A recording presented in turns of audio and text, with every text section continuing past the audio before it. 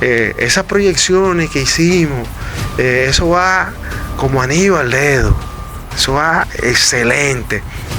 Eso es el señor que se quedó, el que compró. Pero también cuando me encuentro con el que vendió, me dice, mira, la empresa estuvo bien vendida, o sea, todo va bien. Y al final esa es la satisfacción que uno se lleva, que tanto el A como el B puedan convivir y encontrarse y hacer otros negocios.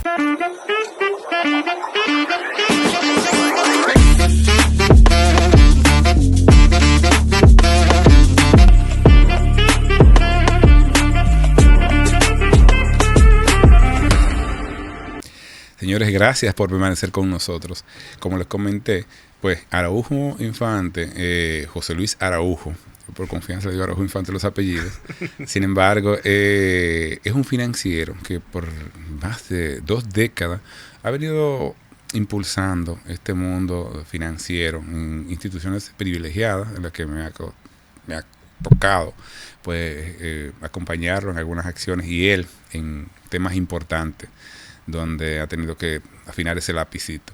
Entonces es importante que nosotros pues conozcamos a Araujo Infante, que nos cuente un poco, hermano, de tu experiencia, de cómo nace esta intención. Yo te decía que desde que comenzamos, porque Araujo venimos desde la escuela, desde primaria, estamos juntos, y Araujo siempre esos números como que lo veía tan claro. Era de él que nos explicaba el álgebra. Ahí es álgebra, mi hermano.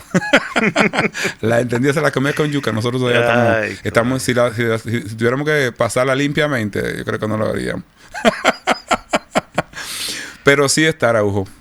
Cuéntanos de ti, cómo te motivaste, porque obviamente de joven tú lo traías, pero es bueno que la gente conozca de dónde nace esa intención de convertirte en contable y luego especializarte en el área financiera. Bueno, desde muy temprana edad, diríamos 8 o 10 años, siempre era muy inquieto haciendo negocios. Yo veía a mi papá haciendo negocios, veía a mi abuela haciendo negocios. Ah, esa sí era dura, Diana. Sí, sí. Entonces, en una ocasión mi papá me dijo, mira, tú te tienes que enfocar en estudiar, porque tú no puedes estar en un lenguaje coloquial haciendo chiripa por ahí. O sea, tú no, déjame eso a mí. O sea, enfócate en estudiar. Y gracias a Dios, encontré uno de esos amigos en la vida que te da una orientación a muy temprana edad. Encontré en mi camino a Claudio. Claudio Delgado es un contemporáneo mío. Él estudió finanzas, pero él me llevaba 1 año, 2 años. Entonces, él estaba muy adelantado, dos cursos adelantados a mí, y yo le comentaba de lo que yo quería, pues, y él me trazó la ruta. Fue muy, muy fácil hacerlo así. Él estudió ingeniería, luego se dedicó a esto, a valoración de empresas. Y me dijo, si a ti te gusta eso, pues mira, lo que tienes que hacer es esto, esto y esto. Y hasta ahora para mí fue de verdad que una bendición de Dios, porque me aligeró la carga. Cuando hablamos de, bueno, te llevaron, te acompañaron, alguien te trazó la ruta y qué bueno. Y creo que ese es el interés de nosotros aquí también, en Marketing para Dos. Por eso traemos expertos que pueden permitirte, tú poder evaluar tu proyecto y pueden moverte a que si tienes un negocio pensado, pues que entiendas que no solamente la pasión y que no solamente de vender un producto o comprar un producto, sino que detrás de tomar la decisión de emprender hay una serie de aristas muy importantes que es bueno saber. Y de la mano de un financiero, pues poder entender qué valor cuesta tu empresa y que tú puedes hacer con ese emprendimiento en un momento determinado. Como decía Araujo, cualquier empresa que se inicia tiene un valor. Y ese intangible que nos vemos, pues eso es lo que muchas veces el financiero, muchas veces no, el financiero. Es la tarea. Es la tarea, puede verlo y hacerlo notar y que se conviertan en números. Entonces, Araujo, en esta carrera, en estos años que ya tú tienes desarrollando empresas, trabajando arduamente en filiales importantes, ¿cuál ha sido el mayor reto en esta carrera? Bueno, Basilio, yo diría, sin quitarle mérito a las demás, eh, que buscar un financiamiento multilateral y con corte social para la construcción de un hospital. Eso fue siendo yo financiero de Sedimat.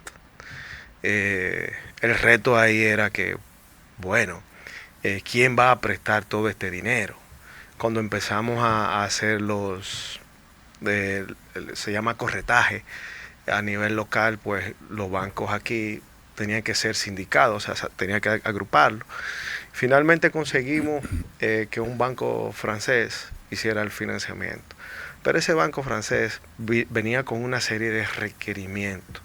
Y por eso yo lo califico como la de mayor reto, porque ahí se combinaron swap de tipo de interés, swap de tipo de cambio.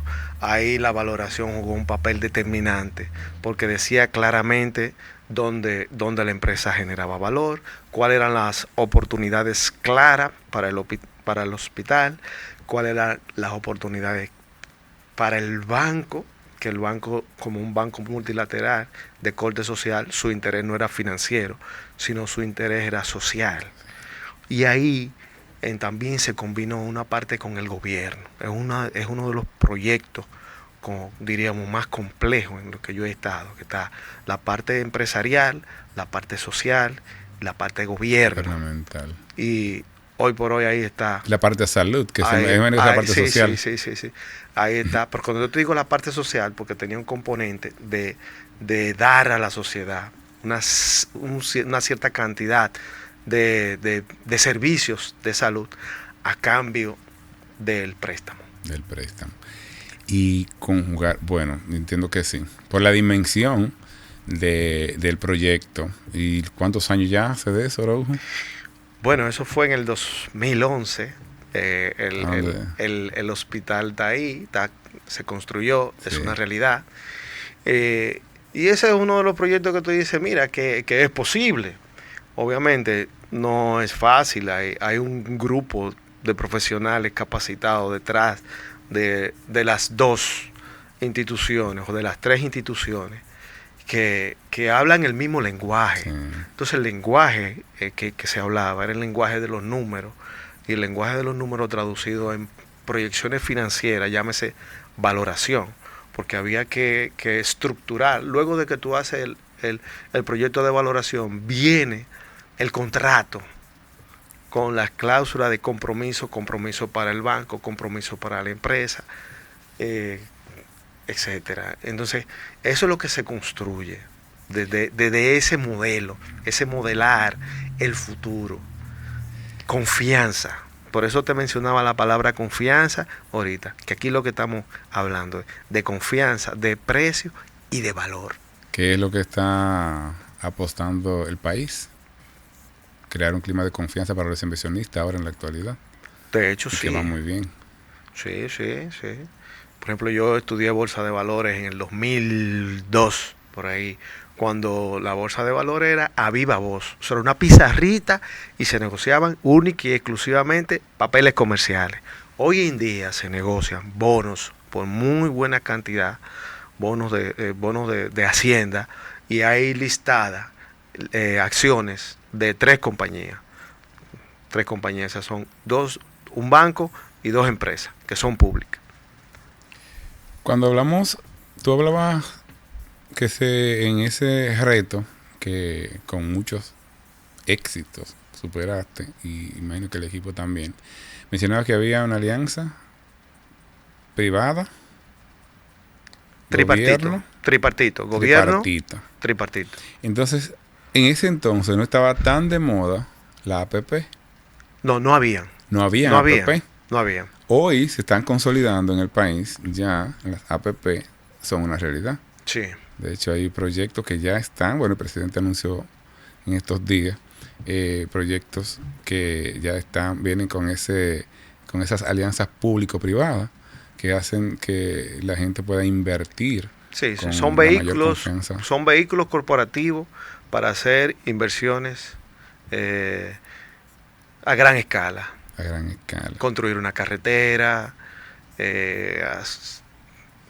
hacer un hotel, desarrollo, todo lo que tenga que ver con desarrollo. Tú sabes que yo en una de las, yo estoy ahora mismo justo a los comunicadores, pues la APP, esa empresa, pues estamos haciendo un tema de valoración, de alianza público-privada, nos están capacitando. Entonces, yo hice la pregunta, porque tú sabes que en mi interés está, y lo he manifestado a tanto los síndicos de Constanza, a distintas personas de otros países y a gente que pueden incidir en hacer la carretera de Constanza desde Bonao hasta Tireo. Uh-huh. Entonces, aquí el reto que nos encontramos es, bueno, la pregunta que ellos me decían, bueno, hay que ver el valor, ese retorno de esa inversión que implica al hacer esa carretera allá. Yo le decía, bueno, pero que en Constanza, si estamos hablando que nosotros suplimos, ahora mismo no tengo el número exacto de lo que es la cantidad de vegetales y lo que aportamos al país en un corto tiempo, tenemos aquí, de la parcela, aquí tenemos vegetales frescos. Ahora lo tenemos como en 2 horas. Imagínate tú que llegan fresquecitos. Te puedes imaginar si acortamos el tiempo. Entonces decían, bueno, ¿en qué tiempo es ese retorno? Pero también estaba la otra parte que yo no veía, que son los ambientalistas, que son otra conversación. Sí, entonces, sí. ¿cómo si nosotros tendríamos que estructurar una propuesta financiera para lograr que esa carretera desde Bonao, desde Blanco de Bonao, cruzando por los ríos y haciendo que sea amigable con el medio ambiente, cómo yo pudiera estructurar una propuesta de valor para que eso ocurra? Mira, por la experiencia que yo tengo, lo que yo he visto es que primero se lanza un objetivo. El objetivo es ver cuánto, o sea, el anteproyecto, ¿verdad? Uh-huh. Ver cuánto cuesta eso. Y después, ya las diferentes misiones, como se le llama, y las misiones están compuestas por el país que quiera o que esté interesado en construir la carretera. Y nosotros, por ejemplo, República Dominicana, y específicamente si lo quieren integrar ya la comunidad, entonces se hacen varias comisiones, diríamos, la comisión medioambiental, la comisión financiera, la comisión que representa la comunidad y el enlace con el gobierno. ¿Y quién lo va a construir? Entonces, la empresa. Primero hay que hacer el anteproyecto. El master plan. Okay. El anteproyecto. Se hace el anteproyecto. Entonces, luego se empieza a correr con ese proyecto a ver a quién le calza y quién está interesado. Que es una de las partes más bonitas e interesantes en el proceso de valoración. Después que yo hago mis números y defino bien qué cuesta mi empresa o cuál es la empresa que yo quiero comprar, entonces sigue ahí el proceso. Ahora déjame ver si él está interesado. ¿Qué le interesa a él de mí? Uh-huh. ¿Qué yo estoy dispuesto a dar? ¿Qué él está dispuesto a aceptar? Y cuando hablamos... O sea, es un proceso. Sí. Pero en ese ejemplo, que me gusta cómo vamos con la carretera, porque creo que estamos estructurando una propuesta muy importante.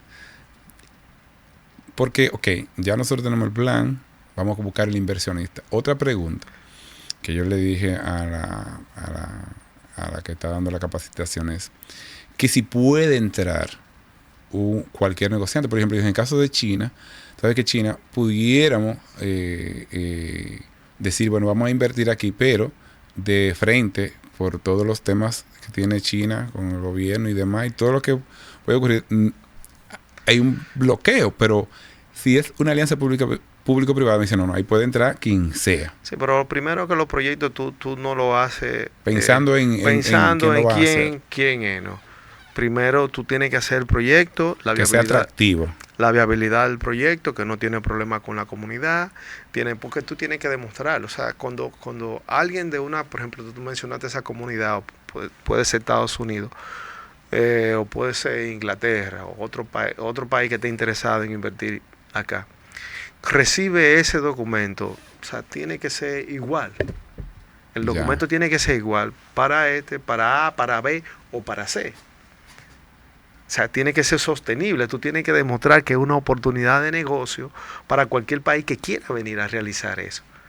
Y que es sostenible. Cuando tú hablas de la parte de los ambientalistas, hay que demostrar que los proyectos son sostenibles, porque no hacemos nada con una carretera que sea súper rápida, pero no me agrega valor, porque ecológicamente destruye más que lo que me ahorra en tiempo. Entonces, no, en esto es construir. Y por eso vuelvo, confianza, sobre precio y sobre valor. O sea que la confianza es el pilar Tiene que en esta estar siempre conversación. sobre la mesa. Y por eso uno lo recomienda y hace énfasis en estos procesos. Es muy agradable, por ejemplo, para mí encontrarme con un señor en una feria, que yo hace como 20 años que le hice un trabajo, y me dijo, mira, Araujo, esas proyecciones que hicimos, eso va como anillo al dedo, eso va excelente. Eso es el señor que se quedó, el que compró. Pero también cuando me encuentro con el que vendió, me dice, mira, la empresa estuvo bien vendida, o sea, todo va bien. Y al final esa es la satisfacción que uno se lleva, que tanto el A como el B puedan convivir y encontrarse y hacer otros negocios. Porque Sí. mientras tanto, si tú utilizas una herramienta que no te da eso, eh, tú, tú estarás haciendo algo inconscientemente que no te favorece. Y es importante que miren esta conversación. Puede ser tu empresa, tu emprendimiento. Y nuestro país está metido de cabeza en hacer que los procesos sean viables. Lo podemos ver con el ministro Collado, que ha hecho un trabajo muy importante a nivel de fomentar el turismo y que las empresas hoteleras y líneas aéreas y todo lo que ha venido ocurriendo, pues encuentren ese clima de ambas vías, ese clima de confianza.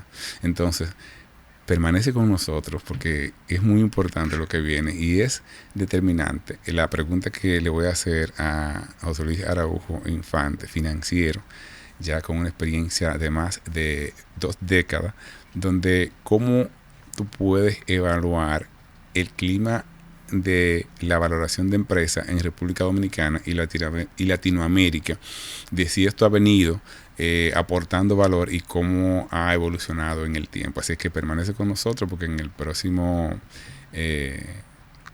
espacio vamos a estar conversando esta y otras preguntas.